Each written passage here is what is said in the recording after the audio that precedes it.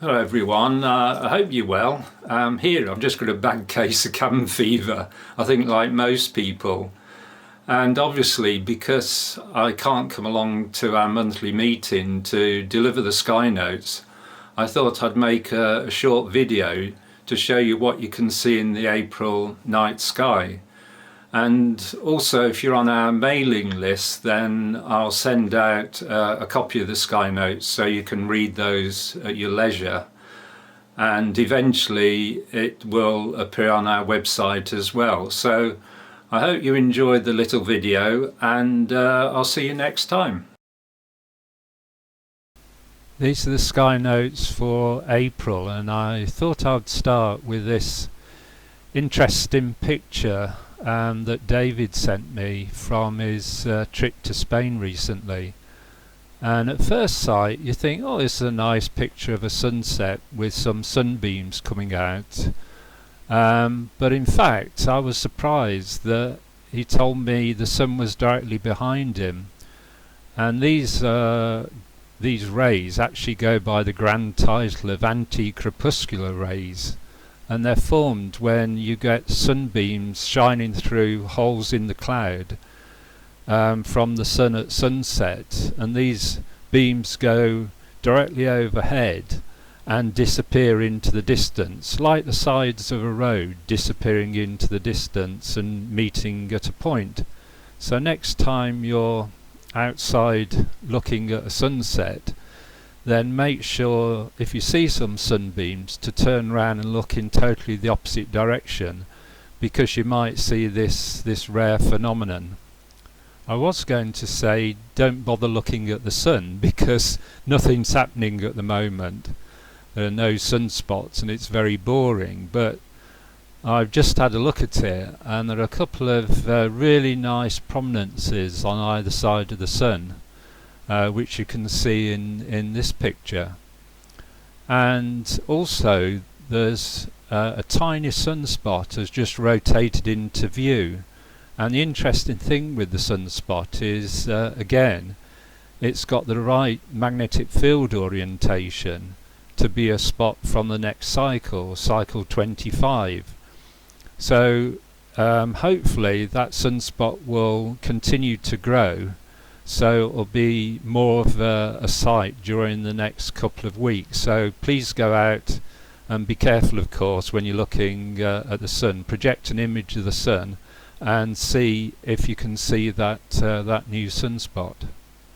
The comet is coming, not the band, who I recommend incidentally if you like demonic saxophone playing, but Comet Atlas. Now the why everyone is getting very enthused about this comet is it shares the same orbit as the Great Comet of 1845.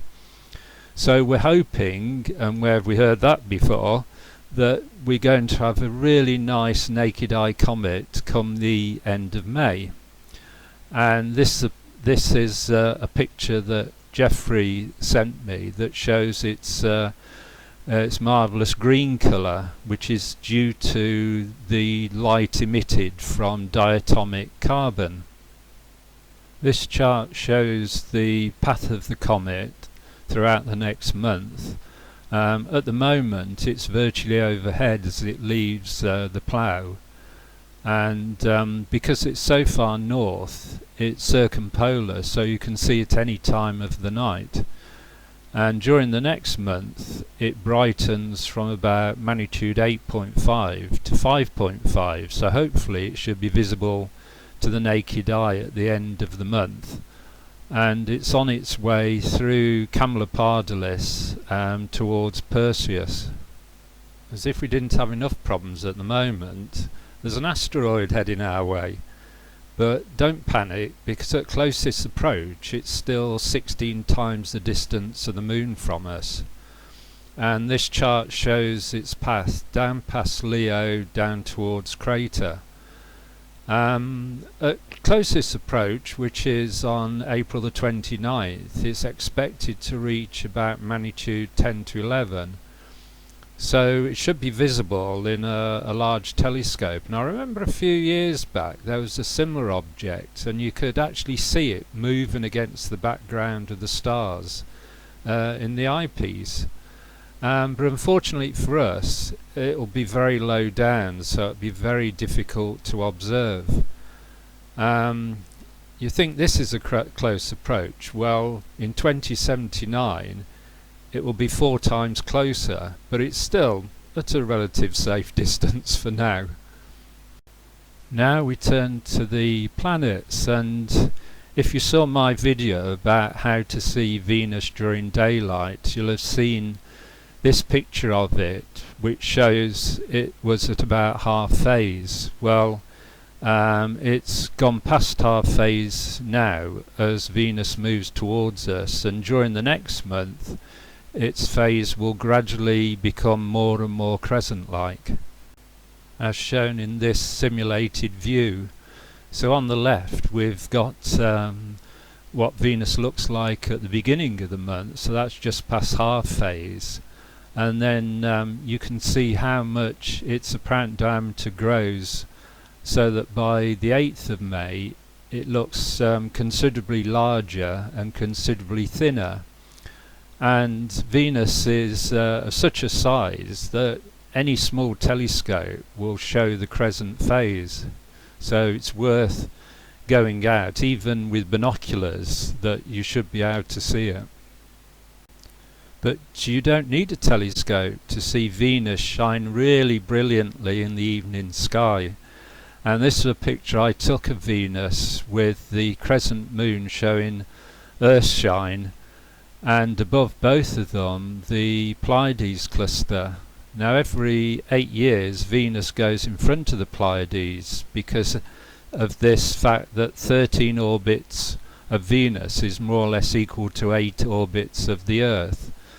So if you miss the opportunity to see Venus and the Moon last month, the same happens again on the 26th of April as shown in this chart, and this time Venus, as you can see, has passed through the Pleiades and now is well to the north of them.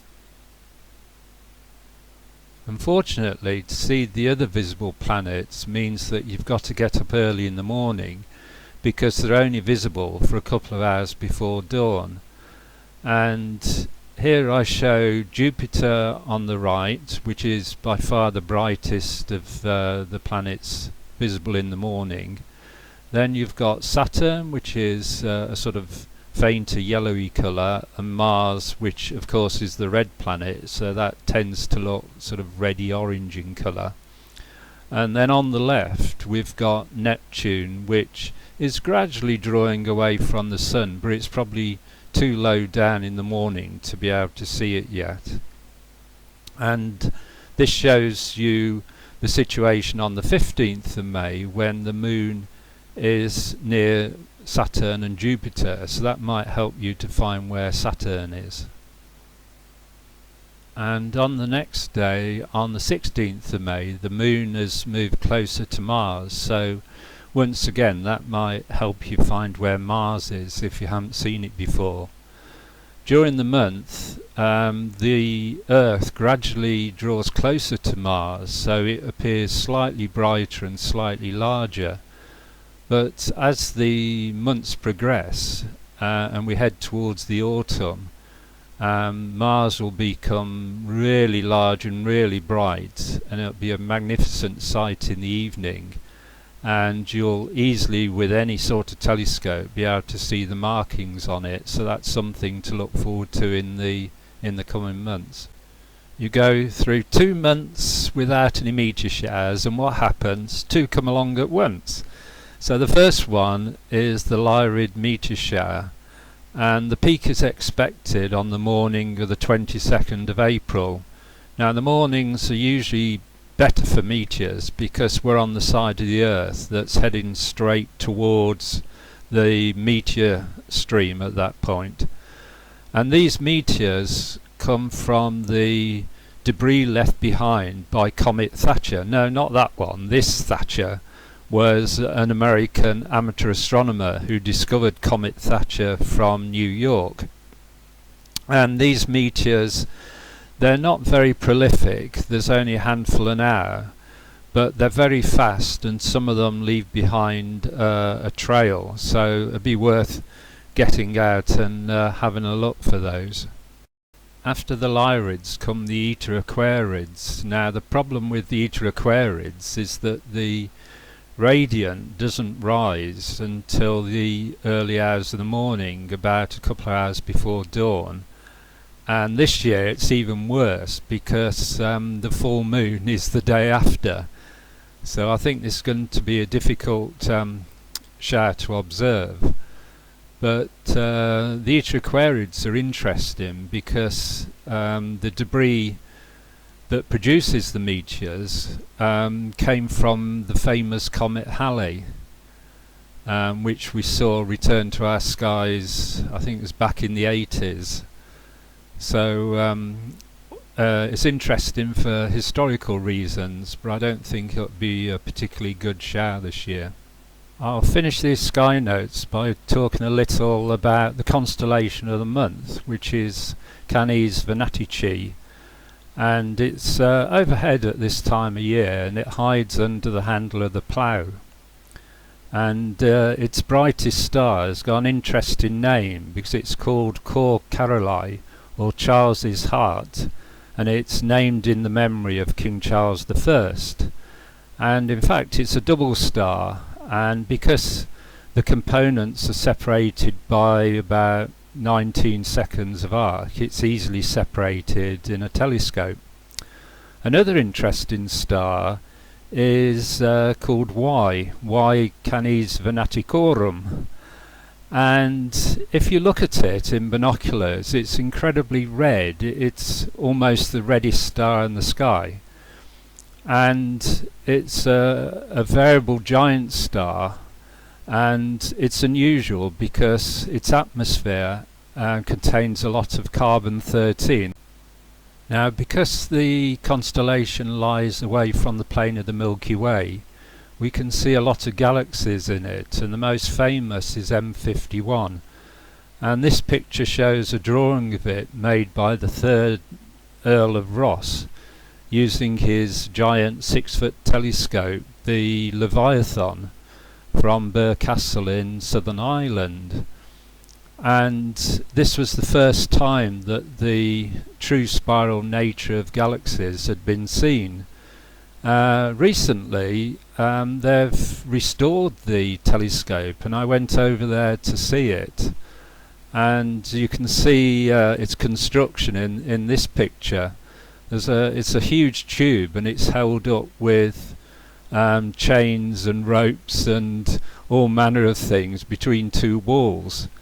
And when it was originally built, they used a mirror made out of speculum metal, solid metal, but that used to tarnish a lot in the Irish atmosphere. So during the restoration they replaced it with a lightweight aluminium mirror with a nickel coating, and I believe it still works. So if you're in that part of the world, it's well worth a visit.